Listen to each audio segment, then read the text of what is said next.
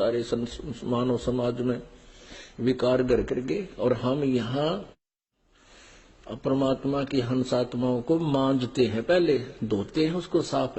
जैसे खेत संवारा करें बीज बोने पहले, और कोई एक विशेष वस्तु पदार्थ डालना हो तो उस पात्र को खूब मांजते हैं, नहीं तो पदार्थ खराब हो जाए। तो यहाँ बीड़ी, शराब, मांस, तंबाकू और किसी प्रकार का दहेज, बकवाद, सांग, सिनेमा, फिल्म, ये बकवाद नहीं देखनी, ये मैच नहीं देखने आपने। अब क्योंकि जब हम साधु हो जाएंगे, संत हो जाएंगे, जब हमने पता लग जाएगा कि देखा है कोई देखने की चीज है, ये ताश खेल रहे मार बेगम और में लेना नहीं देना, क्यों मन में बकवाद बताइए, और सारा दिन सुबह से लेकर शाम तक लेप कर देखेंगे। और इसी तरह ये मैच, क्रिकेट के मैच 3-3 दिन आंख फाड़े बैठे रहे, क्या मतलब है इसका? अपनी भक्ति करे, मालिक ने याद करे, वह खेलने और हम देखा। जैसे मैं लड्डू खाऊं और तुम देखो, वो 2 खा गया, तुमने क्या मिला बोले आदमियों। तो ये बालक बुद्धि से हमने थोड़ा हटके चलना पड़ेगा। वह तो अपने पैसे कमाओ, करोड़पति हो गए हैं, अरे ये भोली आत्मा उड़ बैठे वे, मतलब टीवियां पर बैठे रहे, काम भी छोड़ दे। तो ये सारी बीमारी इस आधुनिक उपकरण का दुरुपयोग से होगी। ये फिल्म बकवाद कर दी, सारी उल्टे सुलटे हैं। किसी ब्याह दिखाओ लड़की का, एडवर्टाइजमेंट करो न, घोड़ा पर, बाजा पर, डीजे, वह बीमारी सारे समाज में ठोक दी। और हम इससे उल्टा हटाएंगे, भक्ति तभी चलेगी। आप किसी को, जिसको जरा सा सुख है, कोई राजनेता है या कोई वैसे अच्छी पोस्ट है, उसको जिक्र करो, प्रार्थना करो, रिश्तेदार हो या कोई भी, कि भक्ति कर ले, परमात्मा का नाम ले ले, और फिर अगले जीवन में बहुत दुर्गति होती है, गधे कुत्ते सुअर बनोगे।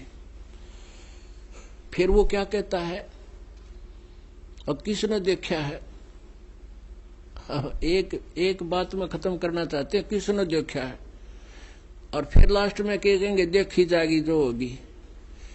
फिर के देखी जाएगी, गधा अपने पास तो कुमार देखेगा। देखना अब है, संतों के विचार सुन और छोड़ इसको, बुद्ध को भक्ति कर। अब जैसे पुण्यात्माओं, एक अंधा जावा था बियाबान में, जंगल की तरफ, वन की तरफ वो जा रहा था, और उससे किसी ने, आंखों वाले ने कहा कि सूरदास इधर मत जा, ये रास्ता ठीक नहीं है, तो भयंकर बियाबान में फंस जाएगा और तेरी दुर्गति हो जाएगी, जंगली जानवर तुझे मार खाएंगे, फाड़ देंगे, तू इधर मत जा, ये रास्ता गलत है तेरा। अब वो अंधा ये कहे किसने देखा है और देखी जाएगी। अरे भले आदमी, आंखें लेकी मानता ना, और अंधे ने दिखता ना, तो बता कोई बात हुई है। अब अंधे ने तो दिखता नहीं, आंखें इन का किसने देखा, और वो आंखों वाला देख रहा तभी तो बता रहा है तुझे कि मार्ग ठीक है, नहीं है तेरा, ये वापस हो ले। तो उस अंधे का के करे, जो आंखें लेगी ना माने, तो आंखों वाले थे वो परमात्मा कबीर परमेश्वर आए, फिर उस परमेश्वर से परिचित वो महापुरुष संत जिनको भगवान पाया, वो थे आंखें वाले, और हम हैं अंधे। अब उन्होंने हमें संदेश दिया है कि ये भक्ति ये रास्ता तुम्हारा गलत है, और ये साधना करने से ये दुर्गति होगी, जो भक्ति नहीं करते उनकी तो और बिरानवाटी होगी। और फिर हम अंधे ये कहें कि इसने देखा है देखी जाएगी।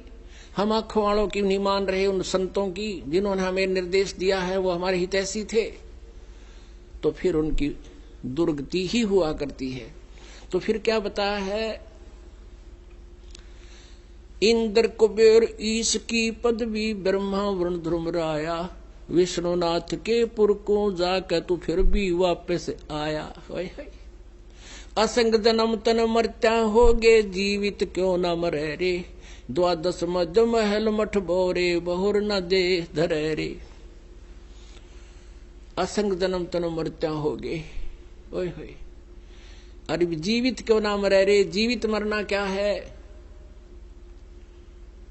सुरपति दुखिया, भूपति दुखिया, रंक दुखी बपरीती हो, कहे कबीर और सब दुखिया, एक संत सुखी मन जीती हो। अब जिसने मन को जीता वो सुखी है। अब मन कैसे जीता जाएगा? इस ज्ञान से कि चाहे खरबपति हो ले और चाहे 4 कोठी बना ले, कितना बड़ी कोठी बना ले, एक कमरे में एक चारपाई पे 3.5 फुट में 2 फुट चौड़ी 2.5 फुट चौड़ी चारपाई, 3 ला ले गणित गणी, 4 ला ले और 6 फुट लंबी, बस। या कितना डाल ले उस कोठी कोने में, इस तरह फालतू व्यर्थ है। अब ये ज्ञान से मन हटेगा, फिर जीवित कैसे मरना है? जैसे किसी को आप कहते हो चलो सत्संग में, वो कहता समय नहीं, फिर देखूंगा। एक नाइट सर्विस में जा रहा था, गया था किसी कामवश, सुबह वापस आना था, उसने बहुत जरूरी कार्य था और रास्ते में मृत्यु को प्राप्त हो गया एक्सीडेंट में। जो व्यक्ति नाइट सर्विस में रात्रि के समय जा रहा था, उसको कितना जरूरी काम था, कितना शीघ्रता से जा रहा था, और फिर वापस आया को नहीं, वो काम भी रह गया और आप भी गया। वो जिस काम को अनिवार्य जानकर रातों चलकर वापस आना चाहा था, वो आ नहीं पाया, वो काम भी गया, आप भी गया, और कुछ हाथ लगा नहीं। तो ऐसे जब ये मन आपके अंदर ये बाधा पैदा करे कि सत्संग में जाने से तेरा कोई हानि होगी, तो फिर इसने समझावा बैठकर भगवान के ज्ञान थे। अब तो न्यू सोच ले मैं मर गया, मृत्यु होगी, सपोज करके चाल पड़े हम मर गए और 3 दिन के लिए मर गए। अब 3 दिन में कोई हानि हुआ भी गी, वैसे तो भगवान के मार्ग पे लाभ हुए से हानि नहीं हुआ करती। आपको बहुत प्रमाण दे दूंगा, यहां भी जो ऐसा घटना घटी है। भक्त यहां होते हैं, भगवान वहां होते हैं, और उनके वो काम किए सोच भी नहीं सकते। फिर भी आप अपनी सोच से सोच कर ये चल पड़िए कि 3 दिन हम मर गए, और 3 दिन में जो हानि होगी वो फिर जाकर संभाल लेंगे, अपनी सेट कर लेंगे। भगवान का रास्ता तो मिल रहा है हमें, भक्ति का समय तो मिल गया। और जो परमानेंट टिकट कट की जब के कर लेगा, जब कुछ भी ना रहेगा हाथ में, वो सारा काम रह जाएगा तेरा। तो इसको कहते हैं जीवित मरना। मन चाहता है शराब पी लूं, मन चाहता है कोठी ले लूं, मन चाहता है फलानी चीज ले लूं, तो इसने समझा दे भाई भक्ति कर ले, ना तो ये महावीर जैन वाली विरानवाटी तेरी भी हो जाएगी। यानी इस तरह हमें भी याद रखनी पड़ेगी। ये कोई वैसे एक कोई सांग नहीं कर रहा है, ये दास आपको तथ्य से परिचित करा रहा है, और तभी आप यहां से हटोगे। अब भक्ति न करने से क्या हानि होगी? नर से ती तू पशुआ की जय, गद्दा बैल बनाई, ये 56 भोग कहाँ मन मूर्ख, कित कुरडी चरने जाई। पुण्यात्मा, हम मनुष्य जीवन प्राप्त करके उन सभी सुविधाओं को प्राप्त कर लेते हैं जो भगवान मनुष्य जीवन प्राप्त प्राणी को देता है। वो क्यों देता है? इसलिए देता है कि इन सुविधाओं को प्राप्त करके ये भक्ति कर लेगा, अपना कल्याण करा लेगा। जिनको मानव शरीर प्राप्त है, वो उनकी ड्रेस अन्य प्राणियों से भिन्न है। ड्रेस मीन आपका ये शरीर, ये बॉडी, ये ड्रेस है, एक पोशाक है आपकी, ये स्टूडेंट की है।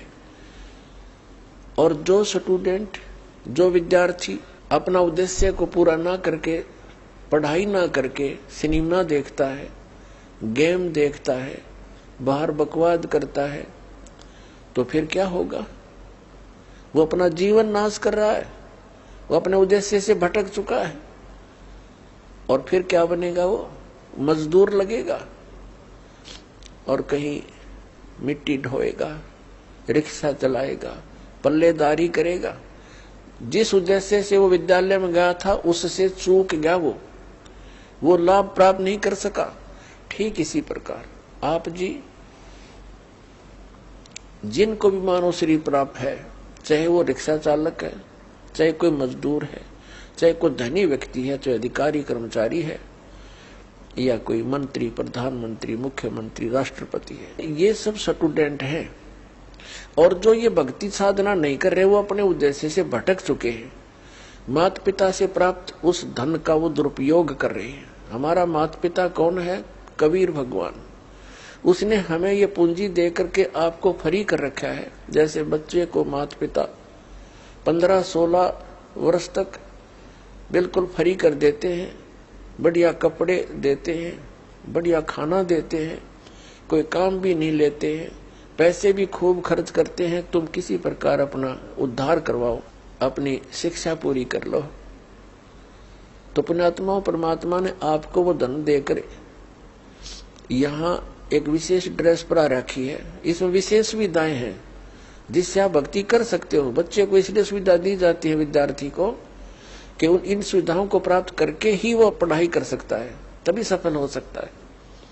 तो आप जी को परमात्मा ने ऐसी सुविधाएं दी है, खाने के लिए सुंदर अन्न, फल, आहार, काजू, किस्म, सेब, संतरे, दूध, दही और सद्बुद्धि दे रखी। मकान, झोपड़ी गालो, प्राकृतिक आपदाओं से बचने के लिए भूख लगे जब भोजन खा लो, प्यास लगे जब जल पी लो, सब उपलब्ध है। उसके साधन बता दिए, जल ऐसे मिलता है। और फिर करना क्या था? बस बच्चे पैदा करो, इनको ब्याहो, इनको बस पाल पोस दो, फिर मर जाओ। क्या यही काम था इसका? ये तो पशु पक्षी भी कर रहे हैं। इसके साथ साथ एक अनिवार्य कार्य था जिसका हमें पता चलकर भी हम इस पर नहीं चल सके, क्योंकि संत साधु जन जितने हैं वो बताते हैं, समझाते भी हैं, लेकिन उनके वचन में शक्ति नहीं, उनके पास वो पावर नहीं, उनके पास वो भक्ति मंत्र नहीं जिसे प्राप्त करके प्राणी फिर आगे इस मार्ग को आगे चल सके। जिस कारण से अब मानो नास्तिकता की ओर बढ़ रहा है। तो मनुष्य जीवन आपको प्राप्त हुआ, इसकी उपलब्धि ना करने से, भक्ति ना करने से फिर क्या होगा? नर से तीतू पशुआ की जय, गद्दा बैल बनाई, ये 56 भोग कहा मन बोरे, कहीं कुरडी चरने जाई। पुण्यात्मा, जब तक हम सत्संग नहीं सुनते तब तक हमारे ऊपर इस काल के माया रूपी भांग का घना नशा होता है। कबीर साहब कहते हैं, कबीर ये माया अटपटी, सब गट आण अड़ी, और किस किस ने समझाऊं, या कुएं भांग पड़ी। जिस संसार में हम रह रहे हैं, यहाँ प्रत्येक व्यक्ति के एक ही विचार हैं और एक जैसे ही उसकी गाइडलाइन होती है। अपने बच्चे को शिक्षा के लिए भेजते हैं तो भी उद्देश्य यही बताते हैं कि तेरा रोजगार ठीक हो जाएगा। यानी जो भी ट्रेनिंग हमें मिलती है, रोजी रोटी